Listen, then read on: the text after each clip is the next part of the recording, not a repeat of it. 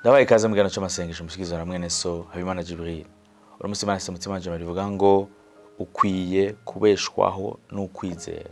Nk'abakristu mu buzima rusanzwe dukwiye kubeshwaho n'ukwizera, dukwiye kubeshwaho n'ukwizera kw'Imana ishoboye no kwizera ko Imana itarandigwa na kimwe.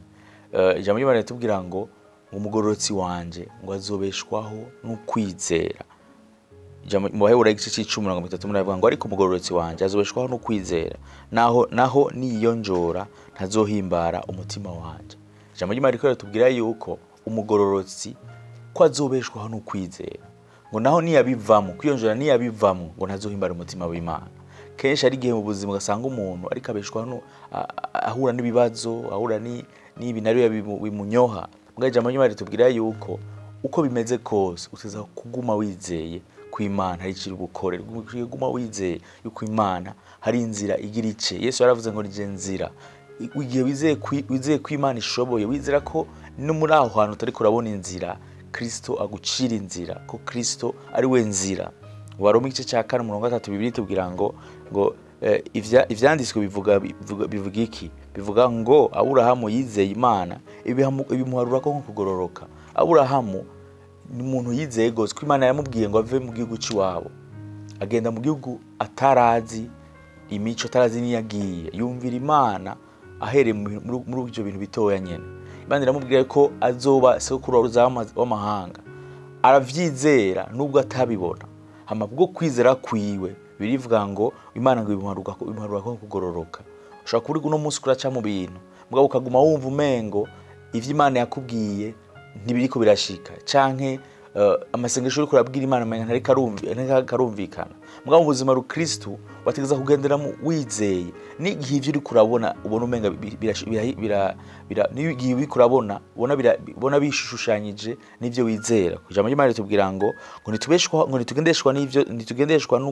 nitugendeshwa n'ivyo tubona, ariko tugendeshwa n'ukwizera.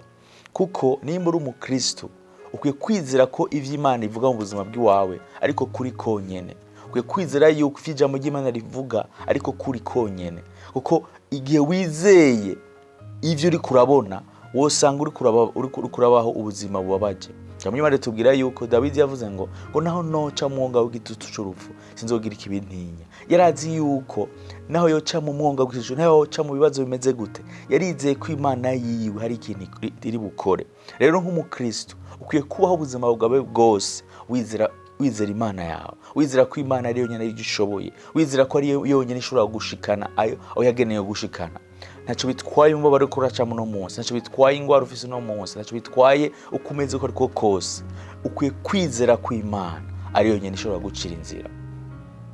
Rero ntuwiganyire, ntuvuge ngo uti Imana yandetse, ntuvuge tuti ngo nananiwe.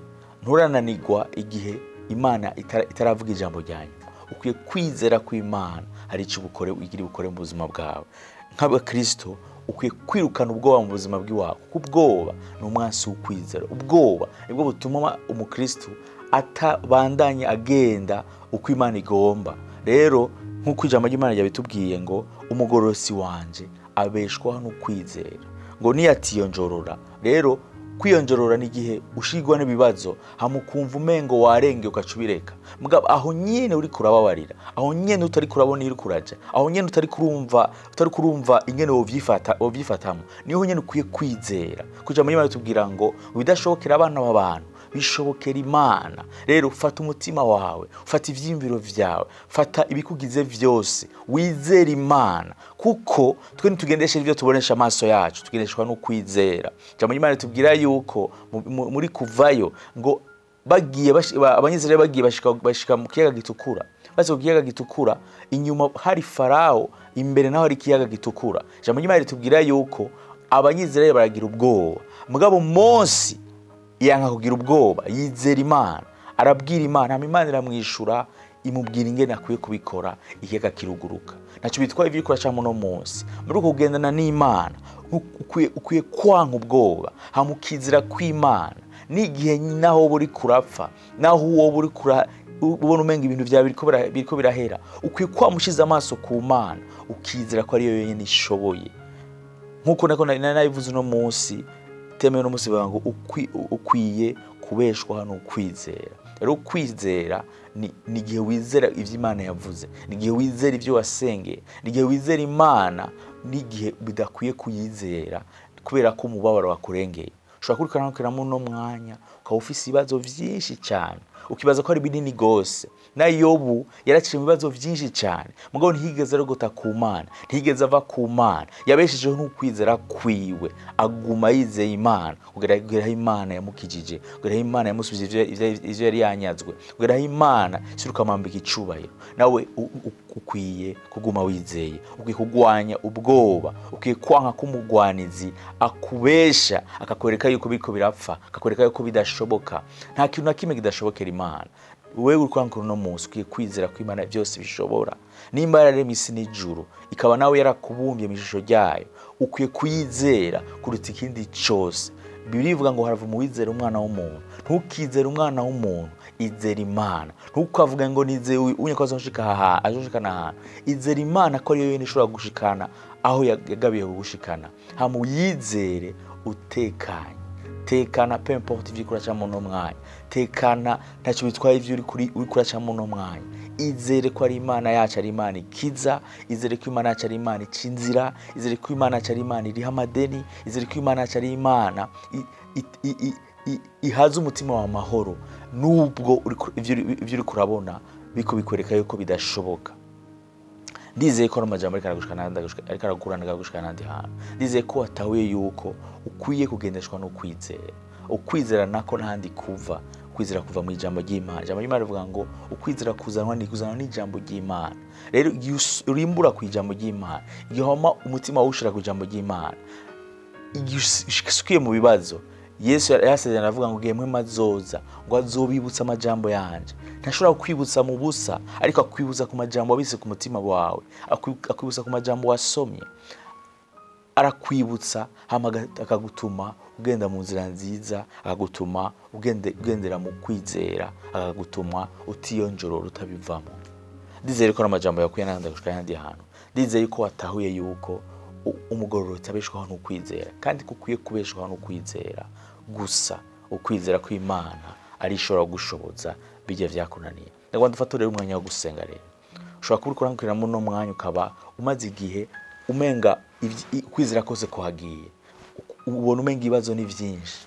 Ubona umenga ukize guki koze ko nkigenda neza.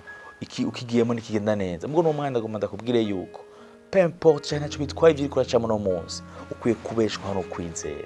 Ukwiye kwizera ko Imana ariyo nyene ishobora gucira inzira. Ndamugomba dufata umwanya wo gusenga rero. Ugara amaso yawe, mufate amakuboko kushire ku mutima wawe. Datamize ndasenga umuntu akarangurikirana mwami. Jambo ryawe ravuga mwami kumugororotsi bazobeshwaho no kwizera mwami. Mwami ndasengeye no umuntu akarangurikirana mwami. Ntacyo bitwaye mwami igihe amaze mwami yiganyira. Ntacyo bitwaye mwami igihe amaze mwami arira. Ntacyo bitwaye mwami igihe amaze mwami yumva ko byose vyaheze mwami. Ndasenze datamiza guhora no munsi mwami. Asubire ku mwami kugira ukwizera. Asubire kukwizera mwami n'igihe atari karabona mwami yari karaja. Urakoze datamiza kurukura mu sana mwami. Urakoze ku mutima wawe mwami uri urawusubiza itoto mwami. Mw'izina rya Yesu Kristo mwami. Ivyaye mugoye byose mwami ndabikubisasi mw'izina rya Yesu Kristo mwami. Mwami amarira yarayikararira mwami ndasenze mwami uyamuhanagure mwami. Ibaza rikaraca ndasenze mwami ubimukure mu mwami. Nimba yashoye mwami kujabukana mwabanyizera ikiyaga gitukura, nuko nawe ushobora kumujabukana kino kibazo. Nimba mwami washoye mwami mwiza wanje kujabukana mwabanyizera iki Yorodani mwami yumutse mwami, nuko nawe ushobora kumujabukana mwami ibi narimwe mwami. Ndamusengeye mw'izina rya Yesu Kristo papa. Mwami ufise amadeni asize mwami uyamurihire mwami. Mw'izina rya Yesu Kristo papa. Mwami utagira amahera yo kurihinza mwami uyamurihire mw'izina rya Yesu Kristo. Mwami ubuze ikinakiriya mwami umuha amahoro mwami uyegaragaze mwami. Jambo ryawe ravuga mwami gwifeza nizabo ni gwawe mwami. Ndamusengeye data mwiza mwami abone ukuboko kwawe mwami. Abone ubwizigwa bwawe mwami. Abone mwami wigaragaza ku buzima bwiwe mwami. Urakoze datameze ko bugendeye mwami. Ndasengeye mwami kuba ariko baradukurikirana mwami bagwaye mwami. Mwami aho bafashe hose mwami mwiza wa ndasenze mw'izina rya Yesu Kristo bakirugukira mwami. Ntacyo bitwaye igihe bamaze mwami biganyira kubera ingwara mwami itari kirakira mwami. ngo ndabasenge aho bafashe hose mwami, bakira gukira ubuno nyene mw'izina rya Yesu Kristo mwami. Ndasengeye umuntu mwami misi yose mwami yamaheza gurika hema nabi mwami, ndasenze ko guhema nabi bihere mw'izina rya Yesu Kristo, mw'izina rya Yesu Kristo. Ndasengeye mwami mumazi misi umupapa mazi misi mama bara mu mavi mwami, ndasenze mwami amavi bamere neza mw'izina rya Yesu Kristo. Yakira gukira buno nyene mw'izina rya Yesu Kristo mwami. Ugwaye stoma mwama yakire gukira mw'izina rya Yesu Kristo. Ugwaye diabete akire mw'izina rya Yesu Kristo. Ugwaye mutima akire mw'izina rya Yesu Kristo. Ugwaye amaso, ugwaye umutwe akire mw'izina rya Yesu Kristo mwami. Ubabare bwose mwami mwiza wanje, ndasenze buveho demente na mwami. Ubabare umugongo mwami mw'izina rya Yesu yakire gukira. Ubabare bwose hepatite mwami yakire mw'izina rya Yesu Kristo. Urakoze datamiza ko bagendereye mwami, urakoze datamiza ko umugororotsi yobeshwaho no kwizera mwami. Urakoze mwami mwiza wanje ko bizeye kuri Imana ikiza, kuri Imana ibohora, kuri Imana igaragara. Ndabise ndavizera mu izina rya Yesu Kristo. Amen, amen, amen. Ndizeye ko no mwanya w'amasengesho wakuberewe ikimazi. Ndizeye yuko watahuye yuko ukwiye kubeshwaho no kwizera, kandi udakwiye kurekura pemporte ibibazo uri kuracamo. Naho butare mu igano nk'ayamango ufise ikibazo, twandike kwizo nimero z'Imana cyaho munsi dushingirira. Tuza kumva abantu bashaka dushingirira inaha ivyo Imana kirakora, abo yakijije, abo yabohoye. Nimba ari Imana yakoze no munsi twandikire dushimira Imana. Imana ibane namwe.